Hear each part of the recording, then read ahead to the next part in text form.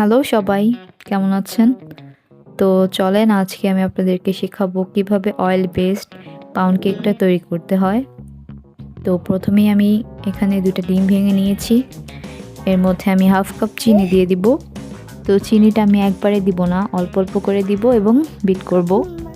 এর মধ্যে আমি 1/3 কাপ সয়াবিন তেল আর হাফ চা চামচের মতো ভ্যানিলা এসেন্সটা দিয়ে দিব। তারপর ভালো মতো আবারও বিট করে নিব।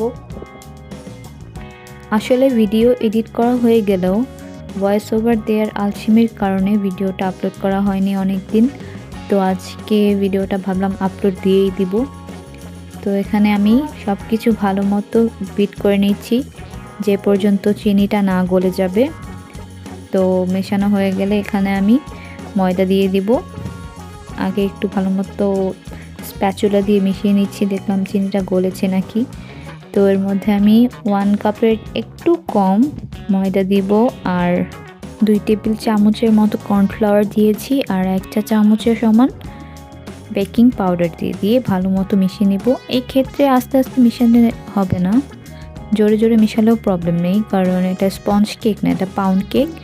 তো এখানে বিটারও ইউজ করা যাবে আর জোরে জোরেও মিক্স করা যাবে, সেটা কোনো প্রবলেম না।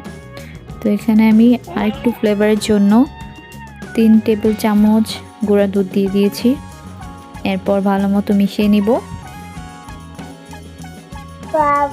তো এই পর্যায়ে মেশানো হয়ে গেলে আমি একটা 6 ইঞ্চি মোল্ডে তেল ব্রাশ করে সেখানে বেকিং পেপার বিছিয়ে আমি ব্যাটারটা ঢেলে দিব।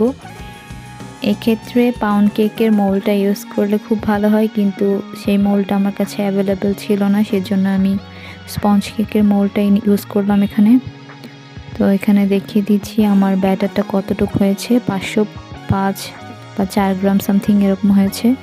এখানে আমার মোলটা সহ মাপটা ধরা হয়েছে।